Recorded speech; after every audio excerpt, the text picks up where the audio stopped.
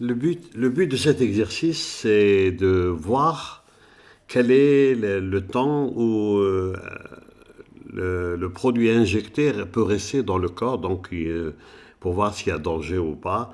Donc on va déterminer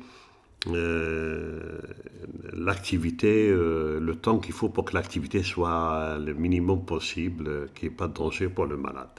Donc ici, à 14 heures, alors on nous dit qu'à 14 heures, un infirmier injecte à la patiente qui va subir une scintigraphie une dose de technétium 99 d'activité A0 égale 555, A0 égale 555 mégabecquerel.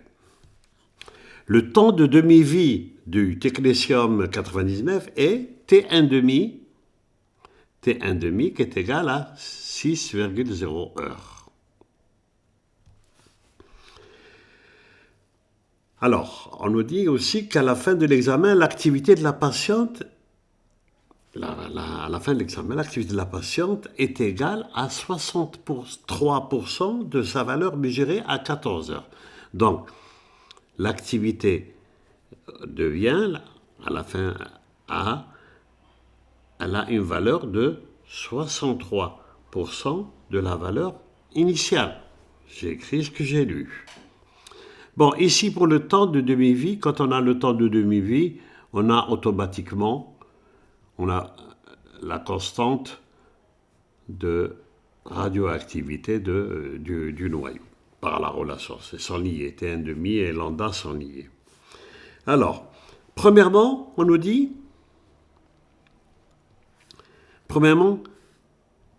définir l'activité. Qu'est-ce que c'est que l'activité d'un noyau? D'un noyau ou d'un échantillon. D'un échantillon, je préfère. C'est l'échantillon, tout dépend, voilà. D'un échantillon du noyau. L'activité d'un échantillon, c'est le nombre de désintégrations par seconde. De désintégration radioactive. De désintégration par seconde. On a répondu à la première question. Deuxième question. Montrer que l'activité à l'instant T est égale à l'activité initiale multiplié par exponentielle de moins lambda t. Je ne vais pas rappeler, lambda c'est la constante de radioactivité, et t c'est le temps. On va démontrer cela. Je sais que l'activité à l'instant t, c'est la variation, c'est le nombre de désintégrations par seconde, que je peux écrire, moins d de n de t sur dt.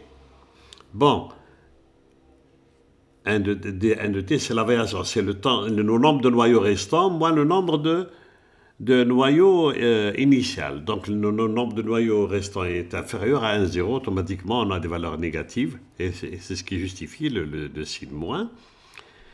Alors, on sait que 1 de t, c'est quoi? On peut le démontrer, c'est 1,0. C'est le nombre de noyaux initiaux multiplié par l'exponentielle moins lambda de t. Donc, je vais remplacer ça par cette valeur-là et je vais faire ma dérivée. Donc, A de t, l'activité à l'instant t, est égale à moins d de 1,0, moins lambda t, c'est la dérivée par rapport au temps. Bon, on sait dériver les exponentielles, donc on aura moins lambda 1,0 la constante, moins lambda de t, qui est égal à lambda 1,0 moins lambda de t. Donc je peux écrire donc que A de t c'est égal à lambda 1,0 exponentielle de moins lambda de t. Ça c'est la constante de radioactivité, ça c'est le nombre de noyaux initiaux. On va voir à quoi correspond cette valeur-là. On va aller aux conditions initiales. Conditions initiales. les conditions initiales vont éclaircir la situation. Je sais que A t égale 0, A de t, alors je mets bien égale 0, A de t égale 0, c'est A0. C'est aussi égal, d'après cette relation, à lambda 1, 0, E moins lambda avec t égale à 0. Ça, c'est une valeur égale à 1. Donc j'aurai ici égal lambda 1, 0. Donc A0, on voit bien que ça correspond à lambda 1, 0. Donc je peux écrire ma relation que A de t, c'est égal, puisqu'on l'a écrit ici, A de t, 1, 0. Donc je vais remplacer ça par A0, c'est égal à A0, E moins lambda de t. Donc A de t égale A0, exponentielle de moins lambda de t. Donc on a démontré la relation.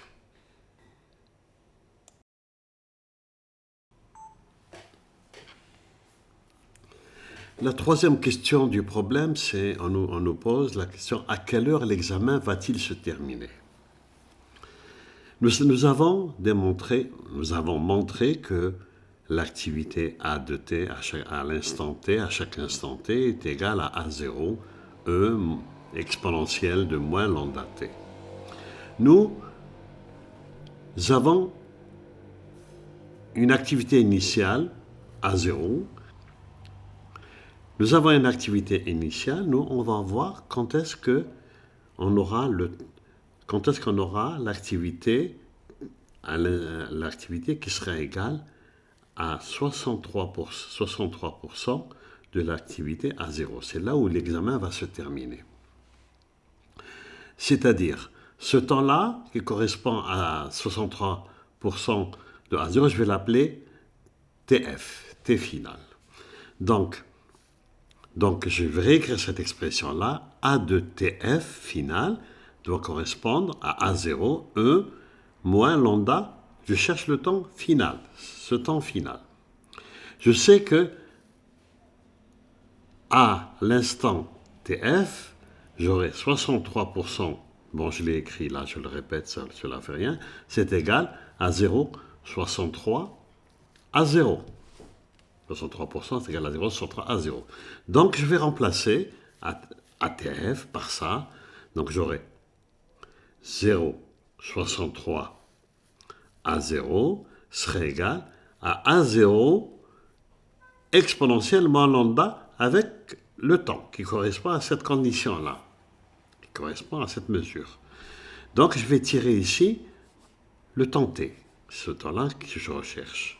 Là, je vois que la simplification A0 s'en va. D'ailleurs, on nous a donné 555 mégabecquerels, bon, qu'on n'a pas utilisé. Donc, ici, j'aurai 0,63 qui serait égal à exponentielle de moins lambda TF. Je vais passer au log. Log de 0,63 est égal à log de exponentielle de moins lambda TF. Ici, cela me donne moins lambda TF qui est égal à log de 0,63. Donc, je vais tirer ce temps TF. TF, le temps final, est égal à moins log 0,63 sur lambda. Or, on a le temps, pour voir la valeur de lambda, on sait que puisque là, la durée de demi-vie, c'était un demi, on sait que c'est égal à log de 2 sur lambda. Automatiquement, lambda va se déduire, c'est égal à log de 2 sur t 1 demi, que je remplace ici.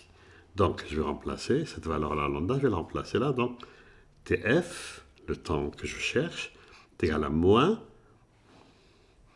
log de 0,63 sur lambda. Lambda, c'est log de 2 sur t 1 demi, qui me donne moins log de 0,63 sur log de 2 multiplié par t1,5. Donc ici, bon, je peux remplacer le t1,5. On sait que t1,5 égale 6,0 heures. Bon, pour remettre en secondes, si je laisse ici en heures, je vois que l'équation aux dimensions est la même, donc je vais obtenir le résultat directement en heures. Ou sinon, je vais remettre en secondes et puis je vais revenir encore aux heures. Là, il suffit de remplacer le temps en heures et on aura le résultat suivant les unités. Donc j'aurai TF